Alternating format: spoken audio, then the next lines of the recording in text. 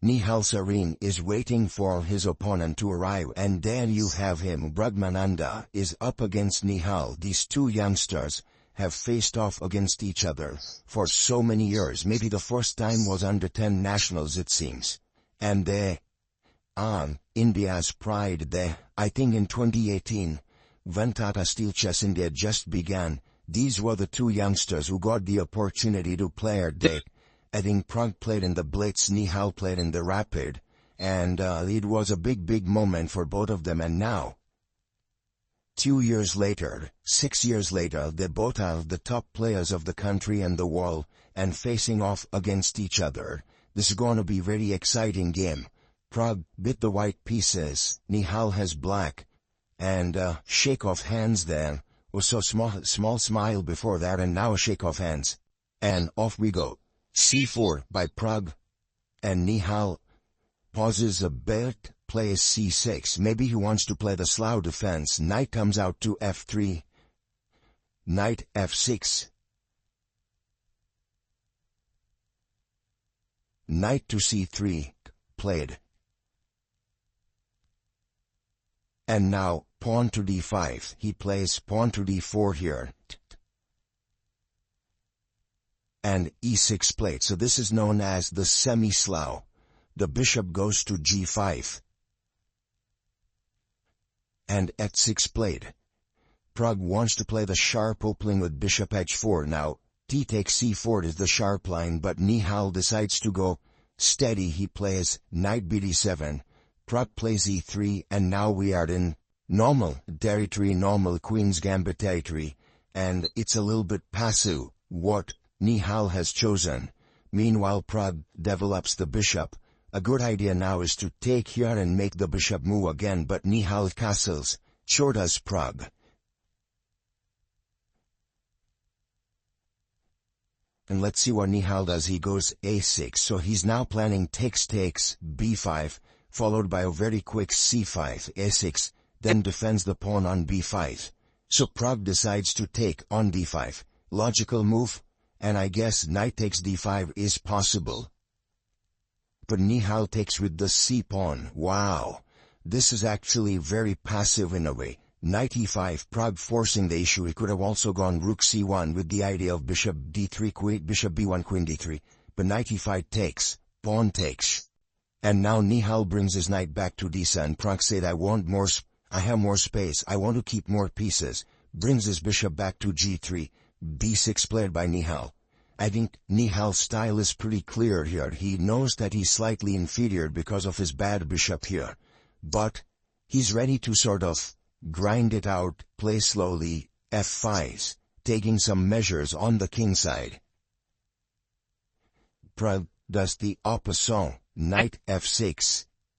And now, the light squares do look a bit weak on this diagonal, and that's the reason why Pragg enters with his queen on G6.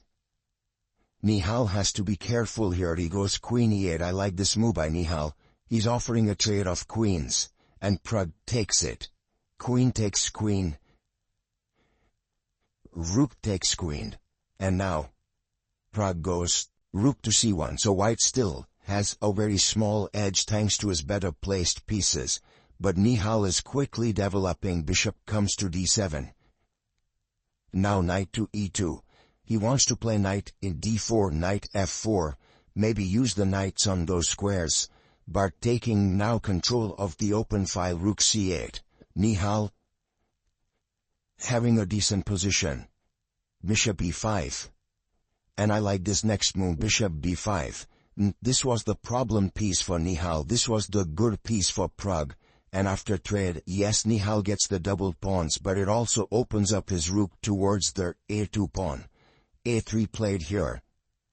And now the position has equalized. King F7. I like how Nihal quickly gets the king into the game. These two players, both of them, are fantastic endgame players, and it'll be interesting to see if they're ambitious here and try to push each other, because otherwise the position is quite equal and they could draw. But this move by Nihal is fantastic. If you take, he will straighten up his pawn structure. So Pragg goes knight to D4, attacking the pawn on B5.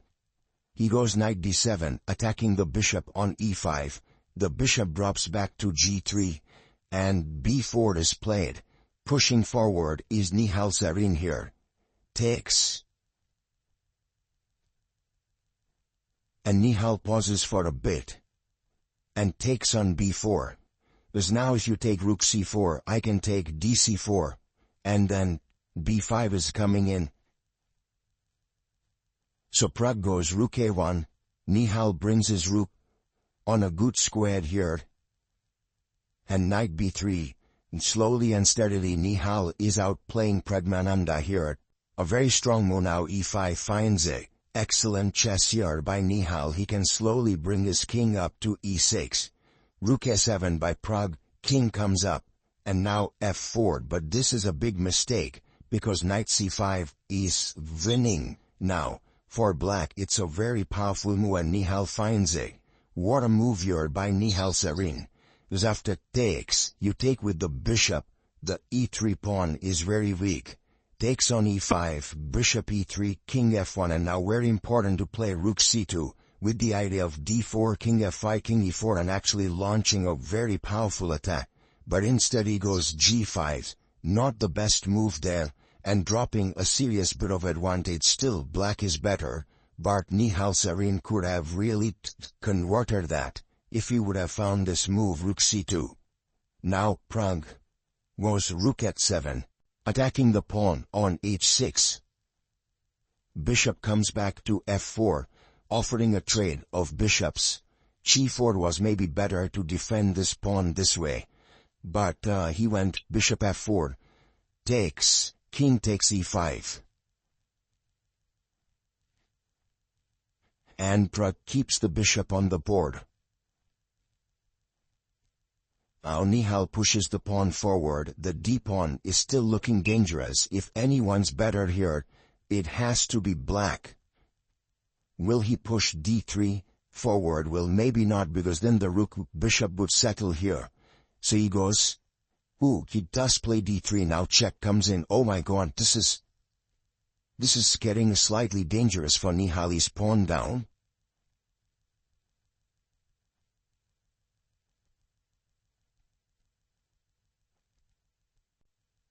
Oh, king e4.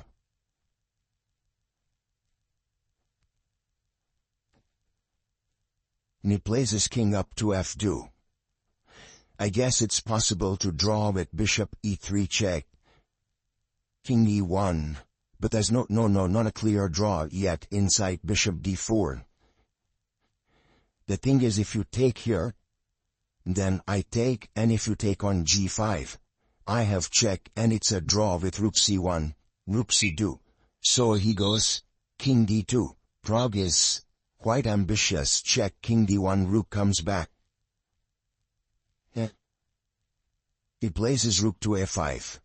I guess Pragg has all the reasons to keep playing here. Rook c8, maybe he wants to enter with a rook f8 to f1, rook a6 played. The king comes back to d5. Yet on move number 46, both the players, known for their in-game skills and can grind for long hours. But here, who's grinding whom? That's also a question. King e1. At least for the time being, it feels like Pragg is the one who feels that he has better chances because of the extra pawn. But that pawn is going nowhere. Black is just too active with this 3 pieces right in the center. Rook a8. With time-wise, both players have little time on the clock. Nihal had 2 seconds before that move. Pragg on 24 seconds. King d1, rook goes back to e7.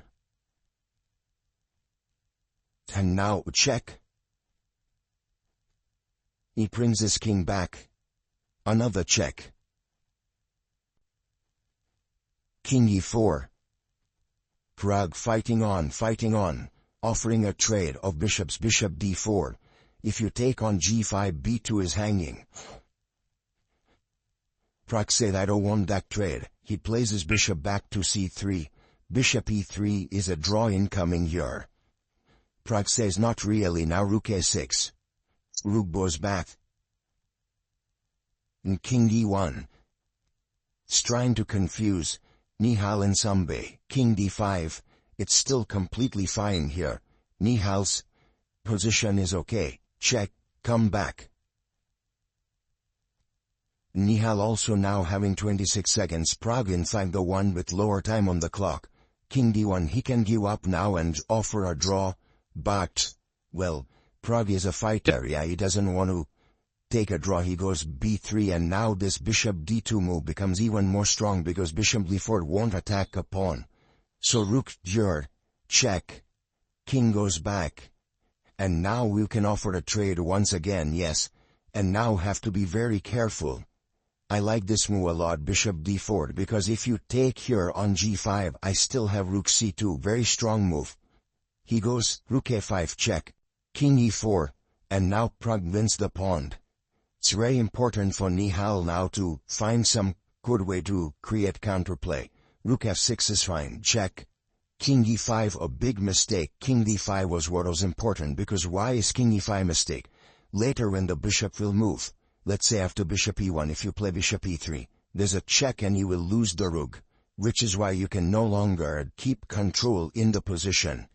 It's a very small reason, but it just completely ruins all the coordination. Yeah, there you see now the king comes up. The bishop could not stop the king. That's the big problem. And now Nihal is losing his key pawn, the d3 pawn. And once that happens, Praggnanandhaa has two clear extra pawns, and look at Nihal that, how upset he is. Takes king c4. And from a very good position he's landed up in a lost position, and you can see the unhappiness on his face. That bishop c3, in fact rook takes d4, would also have walked here, but he goes bishop c3, takes king c3, and now has to convert this two extra pawns, which is kind of an easy thing for a player like Pragg. He brings his king closer. Some technical work needs to be done, and I'm sure that Pragg is ready to put in that effort. Check. King up, check. King back. Rook a3. And now rook to g3. So slowly and steadily you can move ahead with h4. First here's a check. King g5. King comes up. h4 next. Seems logical. Was king h6. Rook b3 played. And now h4. We can learn from Pragg the technique of converting this rook plus two pawns versus rook, because sometimes it's a bit tricky, especially as well we've seen at Tata Steel Chess India itself, Ding Leven, blundering it against Vidit Gujrathi. Rook a6.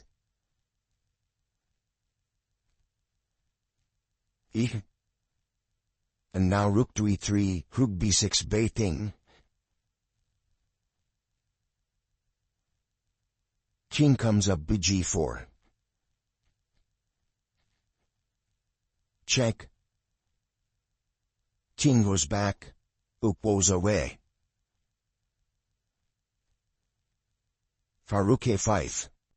Now the idea is once again, h5 king h4 g4, and you do it step by step. h5.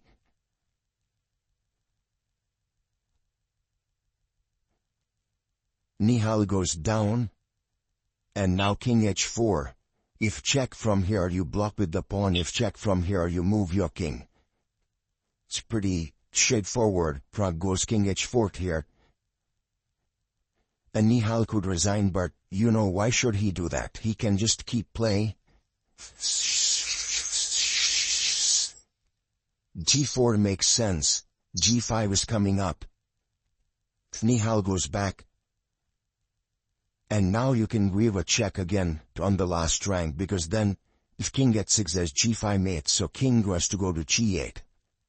And, rook p4. When the idea is g5, so, he will do that. g5 at 6, king h5. g5 on the board. Rook goes back. Here on move 95 it's been a long grind here by Prag, at 6. And brings his king forward, king h5. King h8.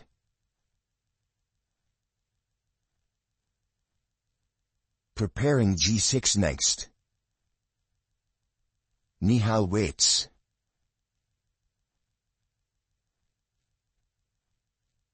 And now rook to f5.